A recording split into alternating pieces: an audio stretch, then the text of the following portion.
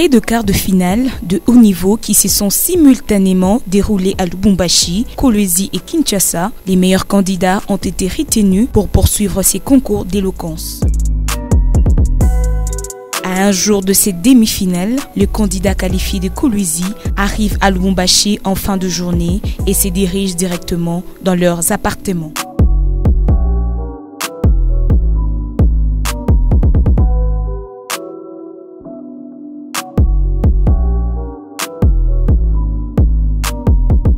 L'objet de ma présence est le concours d'éloquence qui, selon les informations, c'est pas chaque année. Alors, étant animé d'un esprit de concurrence, d'un esprit de culture, je me suis permis de m'inscrire afin de participer. Ça ne sera pas facile parce que j'ai eu à visualiser quelques vidéos et je me suis rendu compte que le niveau de Lubumbashi est relativement élevé comparativement à celui de Kolwezi parce que Kolwezi n'a pas trop cette habitude de concourir, raison pour laquelle on s'est permis d'abord de représenter notre belle province, à savoir la province du Lualaba. Vraiment, je m'attendais à autre chose, mais ce que je vois, c'est énorme. Nous avons été bien accueillis et je suis très heureux et vous-même, vous le constatez déjà. Nous sommes ici, on est bien placés et bien logés. Merci énormément pour l'accueil et à votre service. Jour J de demi-finale, nous remarquons que contrairement au quart de finale, c'est un seul jury qui décidera au sort de ces candidats qui commencent déjà à arriver sur place l'un après l'autre. À quelques heures du début de cette demi-finale, les organisateurs font les dernières mises au point et s'assurent que rien n'a été oublié. Après la dernière vérification, c'est le go pour les 10 candidats dont chacun en ce qui le concerne doit tenter de convaincre, persuader et séduire ces 5 membres que composent ces jurys. Le sujet est celui de savoir si nous sommes responsables de notre avenir à nous, pas de l'avenir de tout le monde. De ce fait, la réponse à ce questionnement est unanime. Oui, je suis responsable de mon avenir. Pour les stoïciens, nous ne sommes que les acteurs d'une pièce théâtrale. Et qu'en réalité, nous ne sommes pas maîtres de notre destin. Et Spinoza vient encore enfoncer les clous avec son déterminisme. Et les malheureux exhortent pour déclarer: si tu es mon Dieu, reste-le, demeure-le. Parle, bon Dieu, quelle absurdité! Allez dire à tous ces stoïciens qui croupissent dans les profondeurs du Tartare que l'avenir n'est pas ce qui va arriver, mais ce que nous allons faire en engageant notre responsabilité.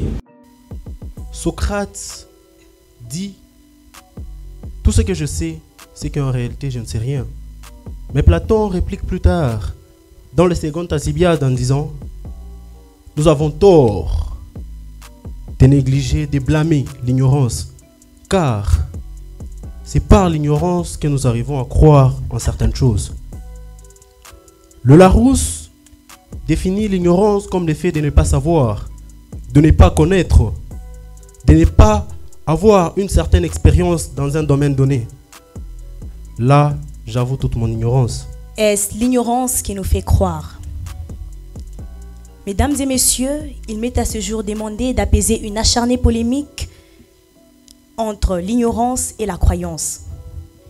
Il m'est demandé de concilier 2 notions rivales, l'une relevant de la science et l'autre de la foi. Tenez, au pays des boiteux, chacun pense marcher droit. Il est dans la nature de l'homme d'avoir des croyances, des convictions. Ceci s'avère être à la fois une nécessité et un besoin notoire. Et le milieu dans lequel l'homme évolue le pousse subconsciemment vers des croyances. Pendant longtemps, l'ignorance du noir fut exploitée. Exploitée pour servir le cause de ses oppresseurs, lui faisant croire en tout et même en n'importe quoi. De ce fait, le noir n'avait plus d'originalité, voulant manger comme le blanc, s'habiller comme le blanc et même parler comme le blanc, parce que cela fut imposé à son ignorance comme modèle. Qu'il serait plus libre en renonçant à ce devoir lui a été fatal et a énormément fait souffrir les gens qu'il aimait. Quand cela dit, être libre, c'est faire ce que la raison nous dicte et se soumettre à la loi morale. La liberté n'est pas le fait de vivre sans contrainte, non.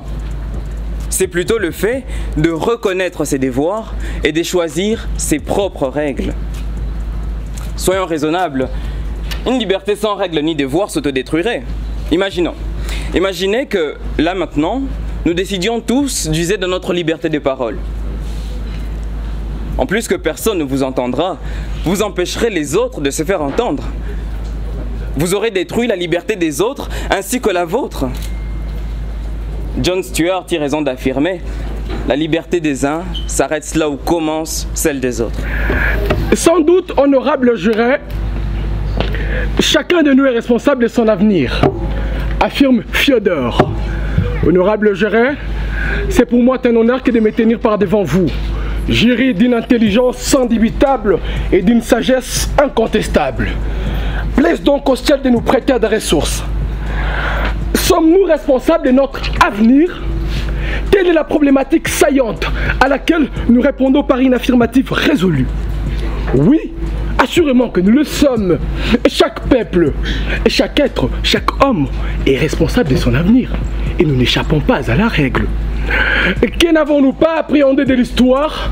Car de tous les temps et de tous les espaces, en tout, partout et pour tout, hommes et femmes ont porté la responsabilité de leur avenir. S'il m'était permis d'inviter à témoin Lumumba, Sankara, Mandela. Celle des vertus de l'échec qui retient mon attention, c'est le sentiment de haine de l'échec inspiré à ceux qui l'observent. Oui, voir simplement l'échec peut nous le faire détester, nous permettre donc de devenir meilleurs. Mais la triste vérité, c'est qu'il existe des échecs qui, à force de s'être répétés, ont fini par perdre leur force de dissuasion, ont fini par devenir un conditionnement. Ils n'inspirent plus aux autres la haine de l'échec ni son dégoût, mais l'indifférence. L'indifférence. Vous l'avez bien compris, ces échecs-là aussi sont inutiles et ne servent à rien. Mesdames et messieurs du jury, chère assistance, chers contradicteurs, avez-vous déjà échoué?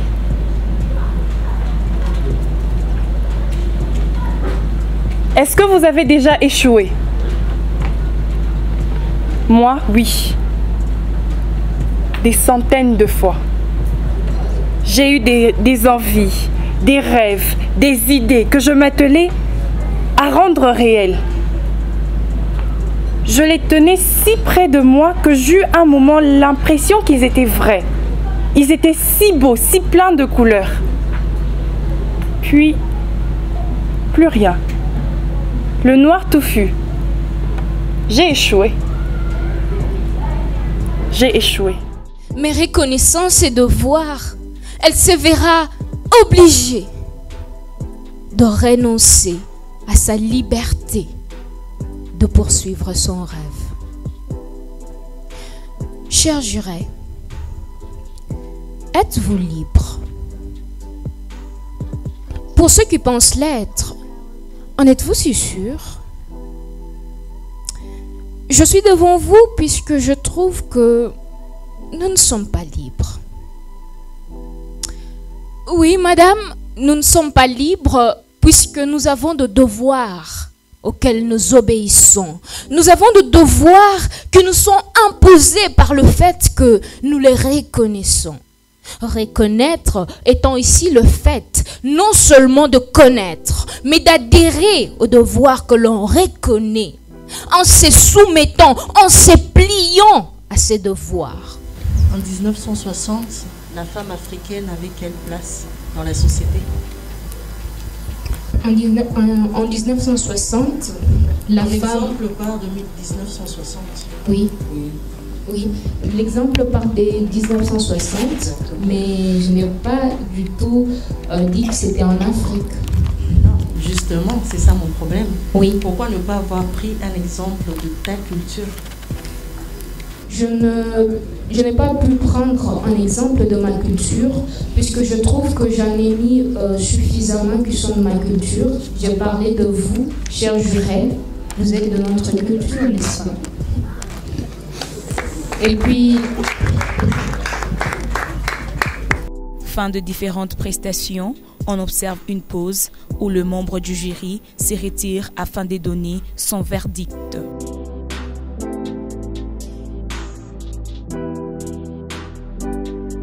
Au retour de cette pause, le stress s'installe au sein des candidats avant de connaître les 5 qui seront qualifiés pour la finale. Voyons voir ce qui se lit sur vos visages. Souriez tout de même, souriez. Donc applaudissez-vous une fois de plus. Voilà, la récompense est celle d'avoir participé à un concours d'éloquence, et pas n'importe lequel, avec l'Asbel les talents. Voilà, nous allons donner la parole aux membres des jurys. À tour de rôle, ils vont s'exprimer. Ils vont vous donner quelques orientations. Nous allons enfin chuter. Avant la proclamation proprement dite des résultats, nous allons passer à quelques remarques données par les membres du jury. Déjà, félicitations à tous les participants, parce que c'est déjà quelque chose pour arriver au niveau où vous êtes arrivé à la demi-finale. Moi, ma remarque, la première, c'est que j'ai noté dans le cas de certains participants, c'est que visiblement, il n'y avait pas la maîtrise du sujet. C'est qu'on ne comprenait pas exactement que recherchait le sujet. Dans une dissertation, chaque mot du sujet, à mon avis en tout cas, compte. Parce que la pertinence ou la nuance du sujet se trouve dans chacun de ces mots. Ensuite, il y a quand même eu parmi les participants, à un moment on sentait un manque de cohérence.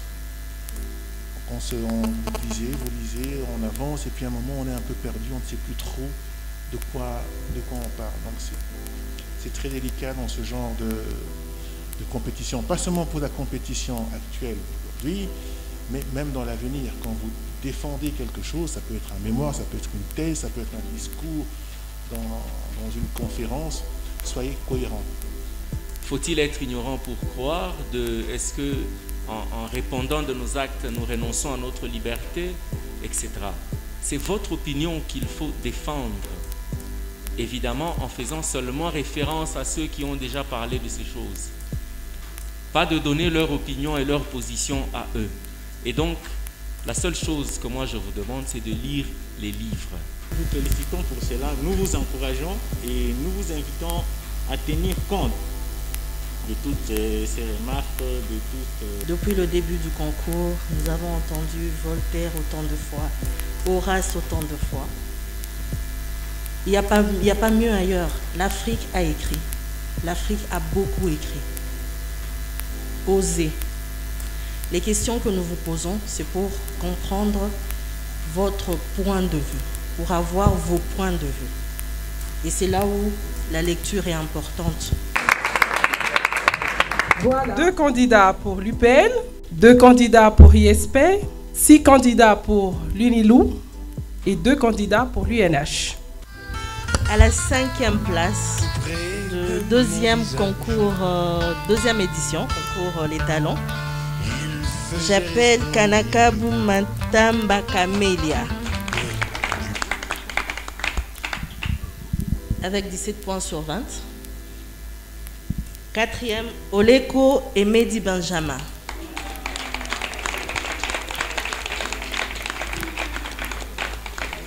« 17.3. Nous précisons que nous avons eu plusieurs points ex aequo et que pour les finalistes, il y a l'ordre alphabétique qui a compté. 3e, Dumba Masengo Gracia.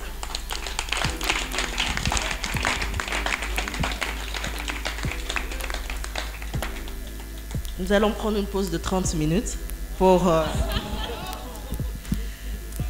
le 2e, Mayon Capen Marceline. Ah, la 3e, la 2e, pardon. La 2e, c'est une fille. Et enfin, Kalamo Fundaben.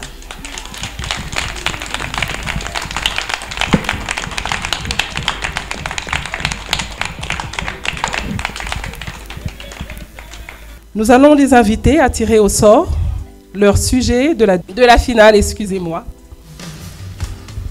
Faut-il trahir pour réussir? Tu seras coaché par Olive Tamboué.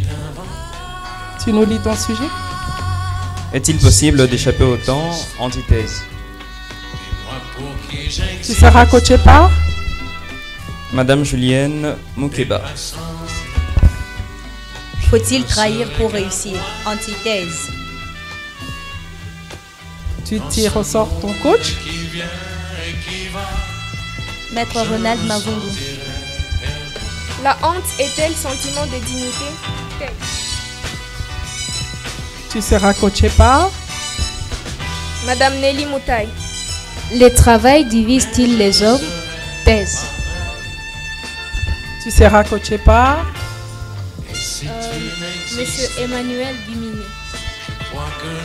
Nous applaudissons pour ce beau tirage au sort. J'aimerais qu'ils continuent à lire, qu'ils ne s'écartent pas des conseils de leur coach, de leurs formateurs, de livres qu'ils ont eu à parcourir et autres, mais qu'ils continuent sur cet élan-là.